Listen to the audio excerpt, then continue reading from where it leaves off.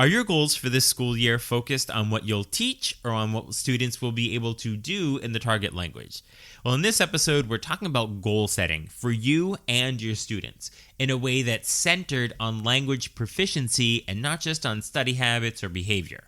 I'll walk you through a practical framework to set meaningful goals that set you and your students up for a year that's focused, communicative, and confidence building. So let's jump in.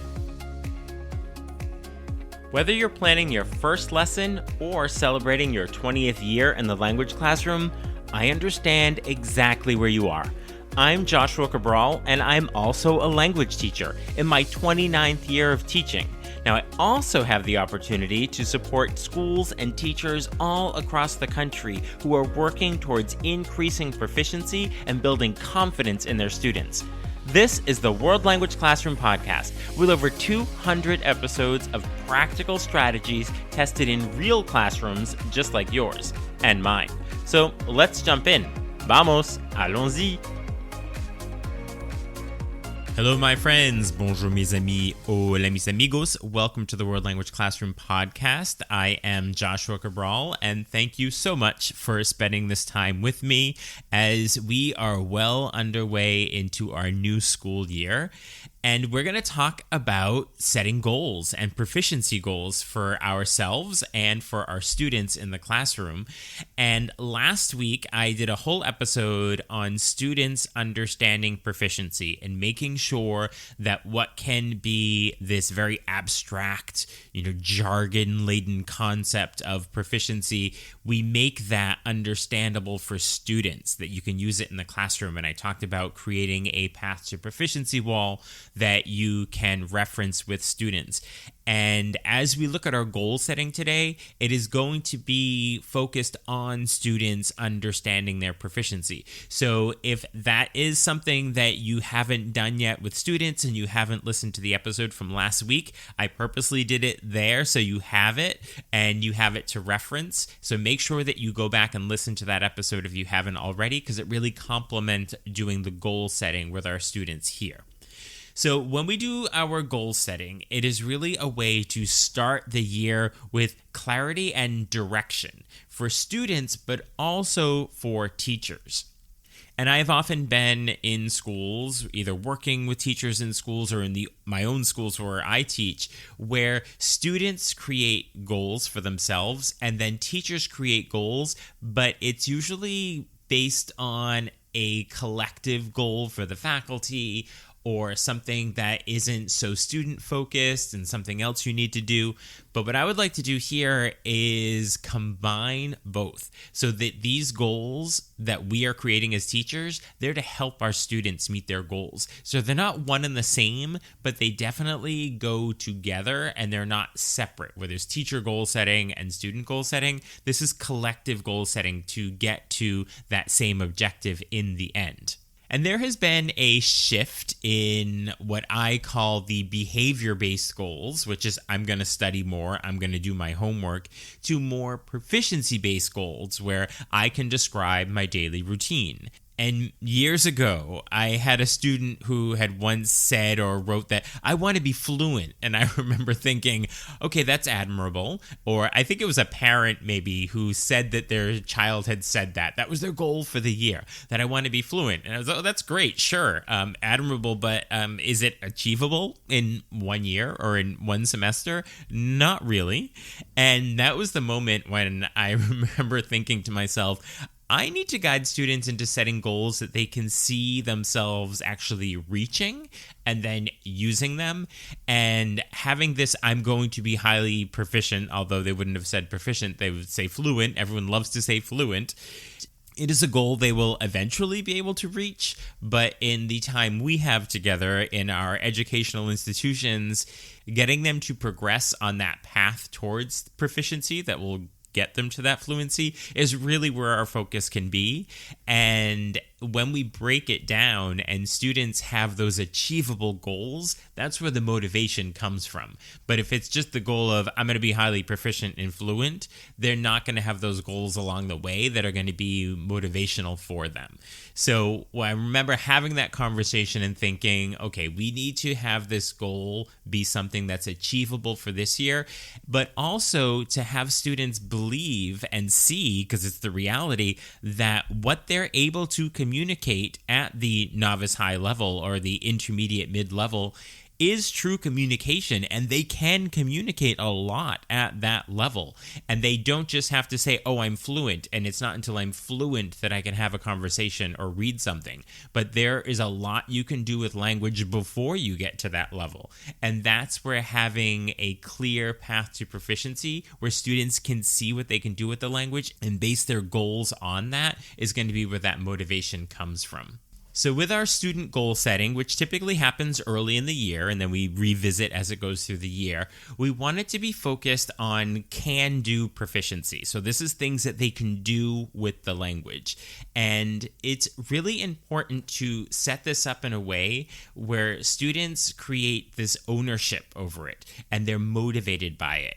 And it's going to help to encourage a growth mindset that's really focused on real world language use and not just on grades.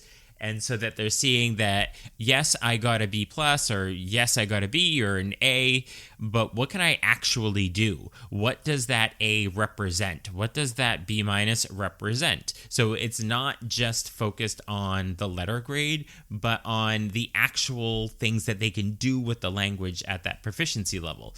And it's also going to help when you have these goals and they're revisiting them. It makes their progress measurable because they can see if they're meeting that goal or not, but also visible. And we're going to look at ways of having students create those goals, and you as a teacher create your own goals in ways that are visible, that they're always present, so that they're a reminder to you, and you can also see your progress, which is motivating.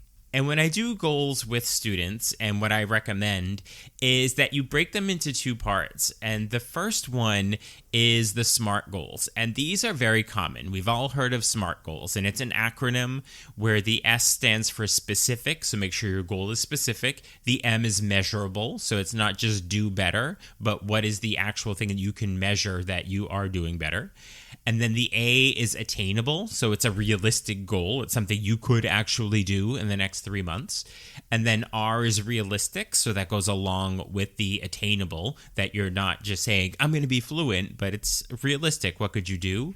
And then the T is timely, so this will happen within 3 months, so this will happen within this school year. So it's specific, measurable, attainable, realistic, and timely. And I do use these with students, but I don't use them in the proficiency realm. I use these for all of those things that are what I call studenting. And so that means, are you organized? Are you participating? What are your study habits? What's your homework completion? And so whatever that looks like within the demographics of your classroom and your school and your community, but I use these SMART goals in a way to help to focus on their skills as a student and a learner. But there isn't a grade attached to this. But these SMART goals are going to help them to become more proficient and move towards those proficiency goals. But then when we look at the proficiency goals, they're going to be much more specific. So they're not just going to be those SMART goals. Now, in the proficiency goals, these are focused on actful communication modes, and they're also based on the can-do statements. So we have our proficiency levels, so that's novice, low, mid, high, intermediate, low, mid, high, advanced, low, mid, high. And then we also have our language functions. And so that means, what are students doing? Are students describing things? Are they narrating? Are they answering questions? So those are all the language functions, what they're able to do with the language. And then we have our text type. Are they doing it with single words? Are they doing it with phrases, chunked phrases, single sentences, connected sentences? Are they doing it in multiple time frames? Are they doing it in paragraph form? That is the text type. So you can see how it gets much more specific here when we talk about the proficiency level, and then the function, what they can do, and then the text type, meaning what is the actual language they're doing. So when we are looking at that, for example, if we have our novice level students and the functions, we're saying that they are communicating minimally with formulaic and rote utterances, lists, and phrases. So that's very much teacher talk. That's the actual language of ACTFL. And the text type there is individual words, lists, and phrases. So if you go back and listen to the episode from last week where we really talk about the proficiency levels and how students understand it, I show you how to take this ACTFL language about these proficiency levels and then translate it into a way where students are going to understand it, what they are able to do at each proficiency level.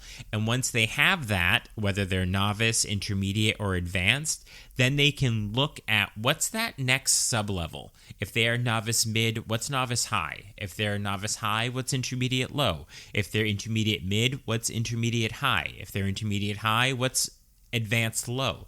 Like, what is the text type and what are the tasks and functions that you can do there?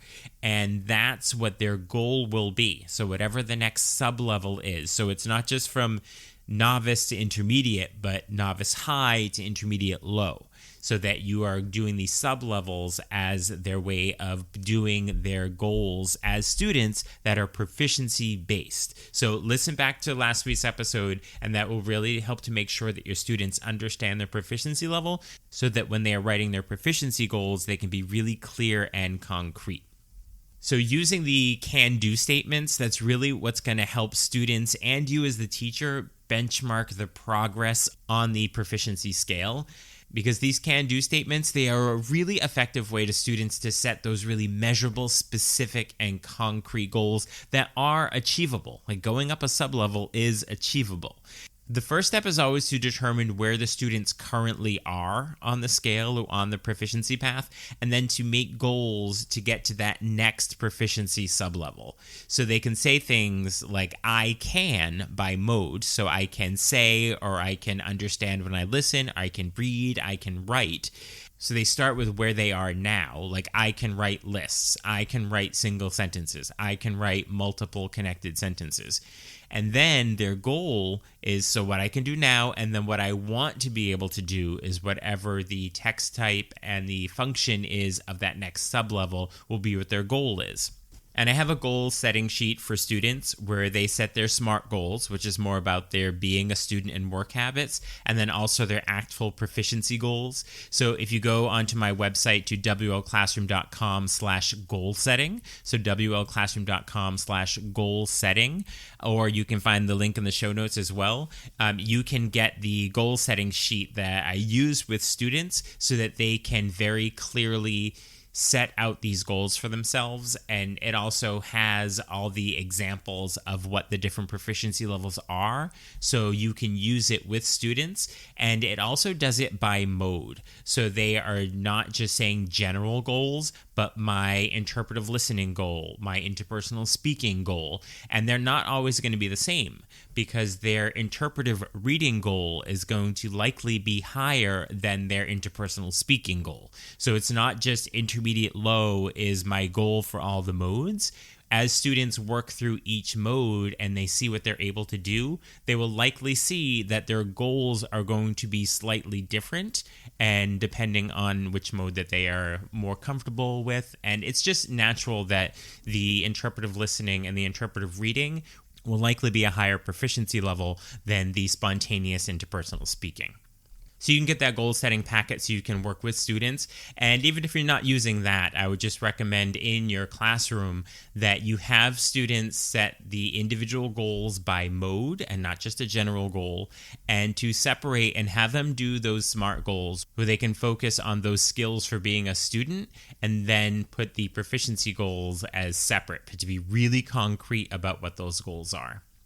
So that's for students. So now let's talk about you, the teacher, and your goal setting. And why should you be setting proficiency-based goals? So this is going to bring the focus to lesson design and your long-term planning. Now, when I say your proficiency goals, it's not your language proficiency goals, but your goals to support language proficiency in the classroom. And it's really going to keep your instruction aligned with what students can do.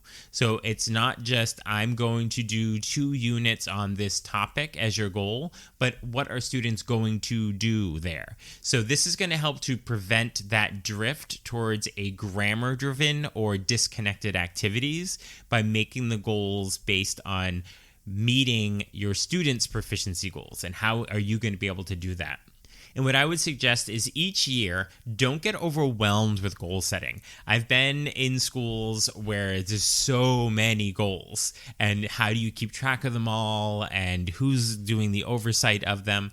So I would say, regardless of what the goal setting is in your school, this may exist, and if you can do a both and, that would be great.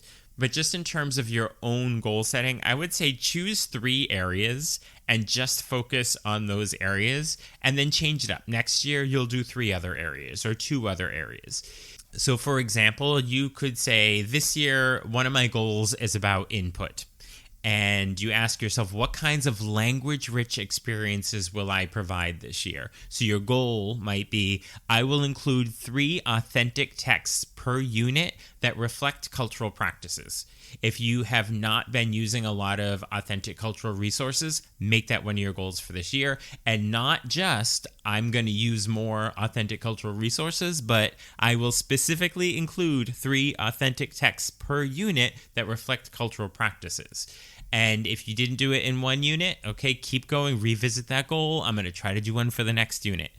Or you might have a goal that is about interaction in the classroom, with a question like, how often and how well are students speaking and listening? And so you could put your goal as, I will include at least 1 structured interpersonal task in every class. That's a very specific goal. Maybe it's not every class, but 2 a week. But it's a very specific goal of 2 per week, but I will include. Or perhaps an area could be assessment.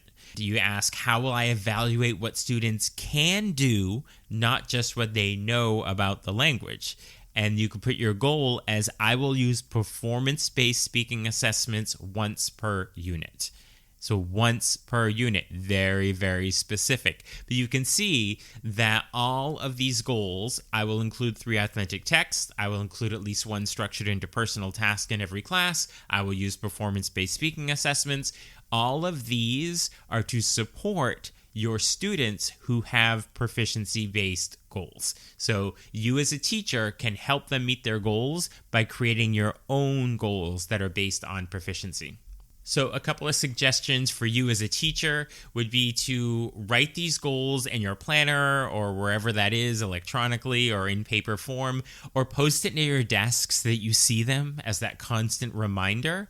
And then share your goals with students. I will often tell my students what my goals are for the year, particularly if it's a class of students that I taught the previous year. I will tell them, we didn't do enough interpersonal speaking tasks last year. So my goal is, this year, we are going to do 3 interpersonal tasks a week.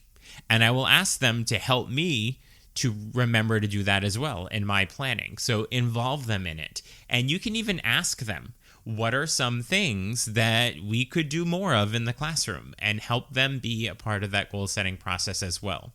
I also recommend that you check in with a colleague or a coach perhaps monthly for accountability. And it's also very beneficial at times to have a collective task with a colleague where you're both working on the same goal so that you can run ideas by each other, help each other out with that.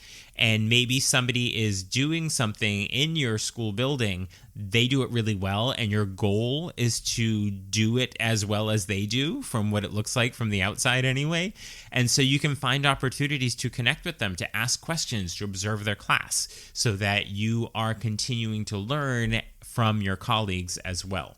And then keeping up the momentum of all of this is always really important. At the beginning of the school year, we are ready to go, we do all these things, we write our goals, and then reality hits as the year goes. So just make the commitment to do student mid-semester check-ins or mid-quarter check-ins, whatever that's going to look like, but put the dates on the calendar so that it is part of your planning. So you don't just put it aside because we don't have time to do it. make it a part of your planning. Make it so that students have to reflect on their goals and you on yours as well. And ask students to reflect on what can they do now that they couldn't before, and do they want to keep or change their goal. But you have to have it on the calendar to make sure it happens, so that you keep up that momentum. And I'm a big fan of the book Atomic Habits, so I often quote James Clear. And he says that you do not rise to the level of your goals, you fall to the levels of your systems. And I really like that because it's this idea of you can have all these goals, but if you don't have a system to get there, you're not going to reach that goal. And if your systems don't work, you're never going to get to that goal. And so he has these 3 tips for making habits, and these are habits that are going to work towards getting your goals. The first tip that he gives is to habit stack, where you connect a new habit to one that you're already doing. So if you are already writing an objective on the board for your students, that you could then write in what the mode is, if that's not something you've been doing with students. So rather than saying a speaking activity, you could call it an interpersonal speaking activity. So they get used to interpersonal and presentational. So you're already doing it, so add that habit onto the one you're already doing. His next tip is to create identity-based goals.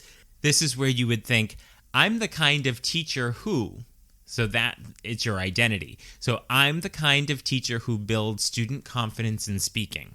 So that's a lot different than I'll do more speaking activities, because that's not based on your identity. But I'm the kind of teacher who builds student confidence in teaching. So that's an identity-based goal.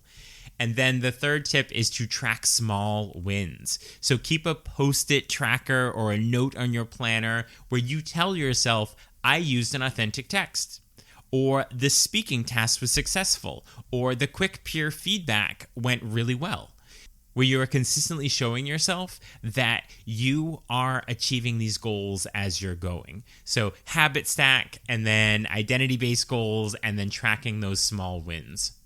So to bring this whole idea of our goal setting to a close, just a quick recap that our student goals should be based on what they can do with the language. You may want to include SMART goals as well, but that's more about being a student and learning to be a student in the educational community and those skills. But when it comes to their proficiency goals, it's about what they can do with the language very specifically and by mode.